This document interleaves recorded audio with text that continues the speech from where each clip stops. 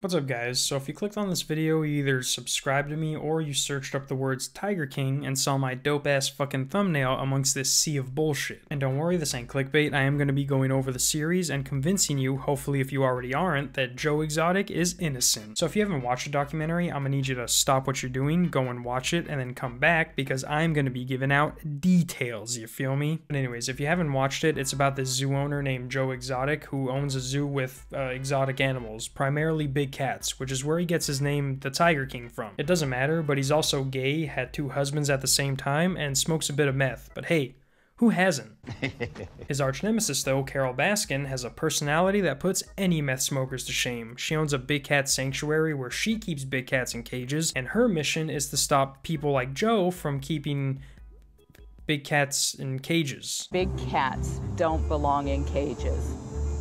Basically, she doesn't like that this mullet-wearing meth smoker has a sacred bond with these giant animals and she doesn't. That's probably the biggest difference between them. They both love big cats, but she doesn't touch them at all. She just rescues them and puts them in cages for people to see. Joe, on the other hand, is very hands-on.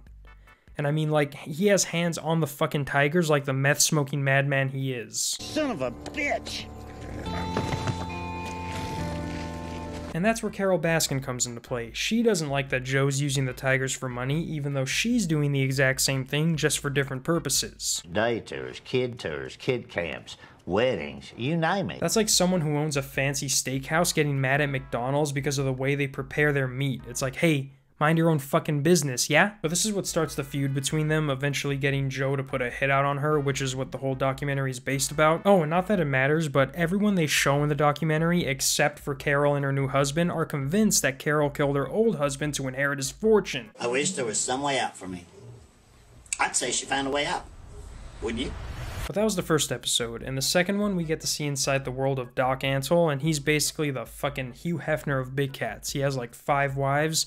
All of them he got at the ripe age of 17 years old. Since she was 17 years old, she's been living here and taking care of my stuff. And what this episode shows is just basically the difference between Joe and Doc. Like, we see Doc feeding his tigers steak and whatnot, and Joe's feeding his cows that just died and expired meat from Walmart. There was a truck that picked up meat from all these Walmarts in the area that had expired to feed the animals. We also see this former drug lord's tiger collection and how he has that fuck you Carol mentality everyone else in the documentary has. That's not the worst part though.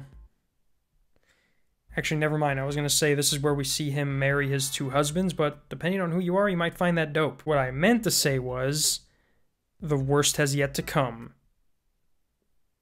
Maybe. So for the 3rd episode, things switch from Joe to CAROLE and the mystery surrounding her previous husband's disappearance. And let me just say, after hearing everyone talk and say this and that about their marriage and hearing Joe read some excerpts from her diary, there is no way she doesn't know what happened. I'm not saying she did anything to her husband herself, but she for sure knows what the people she paid did to him, you feel me? You can clearly tell when watching this, she can give 2 shits about anything except her cat sanctuary. It's like, oh, what's that? My husband's missing? Don't worry, I'll declare him dead exactly 5 years and 1 day so I can inherit his fortune that ranges from $7 million to $20 million. Don was a millionaire. He was a multi-millionaire, okay? And he didn't like her spending his money. They also talked to the guy that CAROLE got her first tiger from, and he gives them a tape that shows CAROLE participating in everything she's fighting so hard to stop. You'll get a kick out of it, I'm sure. They have to be taken this young from the mother in order to make good quality pets from them. She even stole the will or whatever her husband originally wrote and then rewrote it to favor her. She took out a lot of good things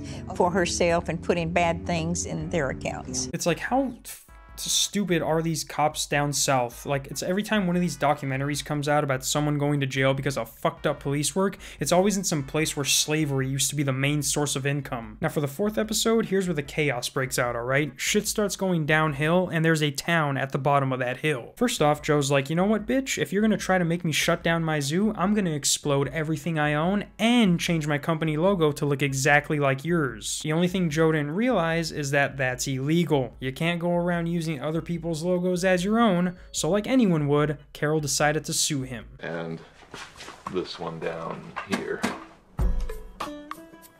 But Joe thinks he's one step ahead of everyone and put everything in his mom's name, not realizing that they can just go and sue his mom. Which is what they did. She sues my mom for illegal transfer of assets. And after that, Joe's like, well, there's only one thing left to do, and that's set fire to my studio/alligator house. Which caused them all to burn up and perish, boiling alive in a towering inferno of nothing but flames and fire. They actually don't know who burned it down. Some say it was his producer. I think someone said it was his homie Ranky. Even Joe's like, I have screenshots between messages between Carol and my producer saying to burn it down for $20,000. We got emails between her and my producer. She offered him $20,000. But then at the same time, they show a video of Joe going to talk to his lawyer, and that guy literally tells him to burn down the studio because they don't have anything backed up. And they don't have copies of it or anything? No.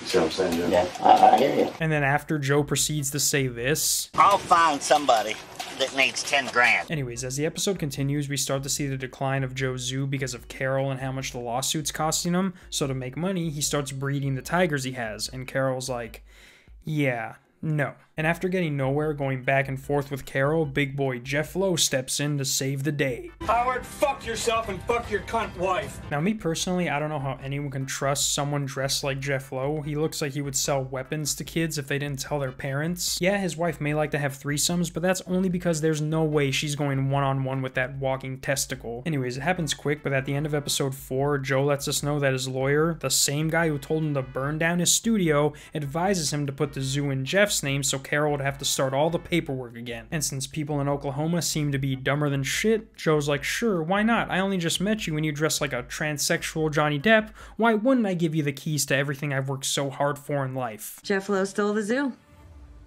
Wait, say that again? Jeff Lowe stole the zoo. Wait, say that again? Jeff Lowe stole the zoo.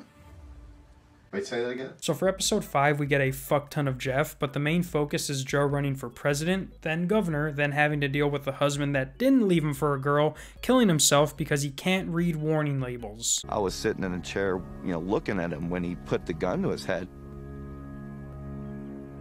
Throughout the chaos, though, we find out that Jeff Lowe fired half the staff and called some of them fucking faggots and stirred up a bunch of shit. He then hired this reject criminal from the fucking boonies because there wasn't anyone good locally, as if the whole park wasn't already employed with rejects from the area. I ain't never done this shit before. What the fuck? Let's go. And now, look at me. We also meet this fat son of a bitch named James Garretson, who's just as scummy as Jeff, but since he's fat, things naturally don't work out his way. The big cat people are backstabbing pieces of shit. So for the 6th and 7th episode, it basically just shows the demise of Joe. Like, don't call it a comeback, because it isn't one. He loses the zoo, he gets arrested, everyone he thought he could trust testifies against him in court. Like, you don't even have to watch the thing now to know that he's in jail. You do have to watch it, though, to realize that he shouldn't be in jail, or at least he's in there for the wrong reasons. It's like I said, the cops that occupy the Midwest and, like, the southern states are basically there just to make sure that the town drunk doesn't sexually assault the town sweetheart. Like, yeah, you guys rarely have a crime take place, but when you do, it's the most gruesome shit you've ever heard of. Someone could have their head cut off and the sheriff would think the troublemaking 18-year-old did it because he's been to jail a couple times for jaywalking. It's like, open your fucking eyes, cowboy. A head was just cut off. But here's what tripped me out about the series. First off, Carol definitely knows more about her missing husband than she says she does. I don't know what level of education you have to get to become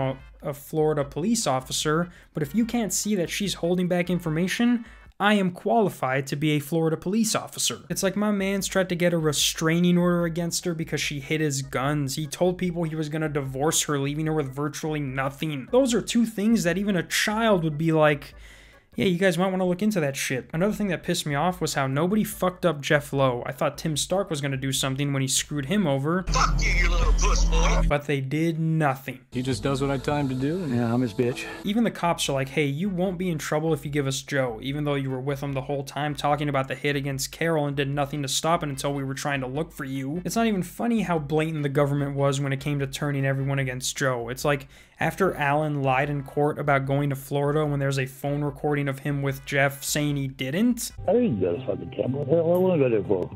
I wasn't going to kill no motherfucking body. I'd be like, Your Honor, how in the name of justice is this going on under your supervision? You got me fucked up, sir. And I love how in the end, Jeff really thinks he's the good guy after literally fucking over 3 of his business partners. Hey, Jeff.